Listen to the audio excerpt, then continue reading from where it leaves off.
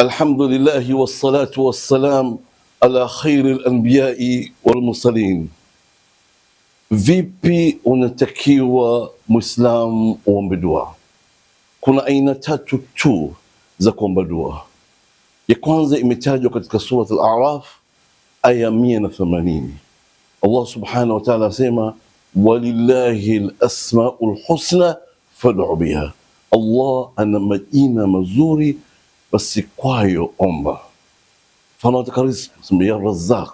Mfano mtu anaumwa ya Shafi na mingineyo na mingineyo. Huyu ajui kwa Kiarabu, basi unamwomba Allah subhanahu wa ta'ala, ewe Allah nakuomba kwa majina yako yote mazuri na kwa sifa zako zote nzuri, mfano niondoshe maradhi, au niondoshe matatizo kwenye biashara, au niondoshe matatizo baina mimi na mke wangu, au baina mtu na mumewe, au na watoto, au natumia majina Allah subhanahu wa ta'ala.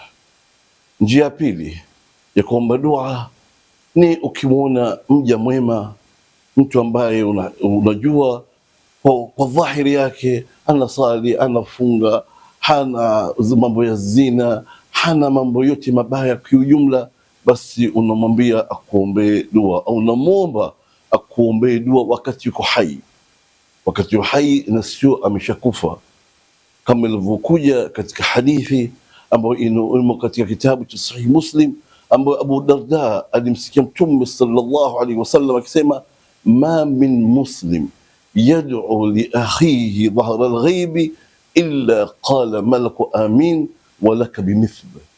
Hapana Muislamu yote anamwombea dua mwenzake pasina yeye kujua kama mwombea ili kuepusha ria, isipokuwa malaika wanamwambia Allah ikubali dua hii, na malaika wafanye maasi kwa dua zao nakubali. Isitoshe wala kamithli, na wewe upate kama unamwombea mwenzako, wala kamithli. Kwa hiyo unapomwombea dua mwenzako Allah amwafu amrushe maradhi, na malaika wanakuombea wewe Allah kuepusha maradhi. Unapomwombea mwenzako upukwe na matatizo au ondoshewe matatizo, ima ya mumewe au ya mkewe au ya watoto wake au ya biashara au ya kazi au unamwomba yeye, mtu anapata, sababu anapata dua za malaika, na wewe vile vile unapata. Lakini watu wengi sana wameghafilika na hili. Jingine, lazima awe mtu yuhai na sio ameshakufa. Akienda kwenye makaburi ya masharifu au ya mashekhe au ya maulama au ya mtume katika mitume, akamwomba yule maiti amwombe, hii ni shirk kwa umoja wa makubaliano wa ulama wote wa sheria, yani wa fiqh. Ni shirki na haifai kabisa, sio bid'a tu, lakini shirki inamshirikisha Allah subhanahu wa ta'ala. Ibn Hajar al-Asqalani kaelezea wakati kuna ukame Madina, na alikuwa khalifa ni Umar bin Khattab, akamuomba Ibn Abbas alivyokuwa Mtume sallam tunamuomba atuombe dua, ameshakufa, wewe ni ammi yake, sio kwamba tuombe dua Allah tuondoshe ukame. Na hawajasema twende kwa kaburi la Mtume tumuombe Mtume, na alikuwa ni mwenzao, masahaba zake akiwapenda, na hajaenda kusema kwa Mtume tuondoshee matatizo kwa nayo. Na ni khairu khalqullah, ni moja katika viumbe bora kabisa. Khairu khalqillah ni kiumbe bora cha Allah subhanahu wa ta'ala. Na tatu, mtu kwa amali zake za khairi, kama ilivyokuwa katika hadithi refu ambayo imo katika Sahih Bukhari na kitabu cha Sahih Muslim, ambapo Abu Huraira alimsikia Mtume katika wana Israeli katika safari zao wakakwama kwenye pango, walikuwa na kufa wa jioni.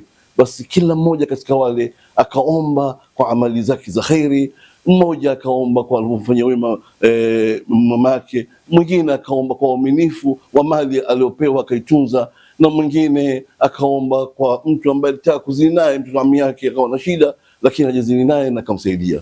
Kwa hiyo amali yako yote ya khairi unaoifanya, basi muombe Allah, Allah, kwa pesa zile ulizomsaidia mtu, mfano basi nakuomba Allah uniondoshe maradhi au uniondoshe mtihani nilokuwa nao, au kwa kumsaidia mamangu, au kwa ya amali yote ya khairi. Mfano huijui ipi amali yako ya khairi ambayo Allah kaikubali na iko na ikhlas kwamba unaifanya kwa sababu Allah, basi unaweza kusema kwa ujumla, ewe Allah nakuomba kwa amali yote ambayo nilioifanya ya khairi, na kwa ikhlas na kwa ajili yako wewe tu, na kwa ikubali, Allah niondoshie matatizo nilokuwa nayo, kama mtu ana matatizo ya siha au ya kazi au biashara yoyote. Subhanakallahumma bihamdik nashhadu an la ilaha illa ant nastaghfiruka wa natubu ilayk.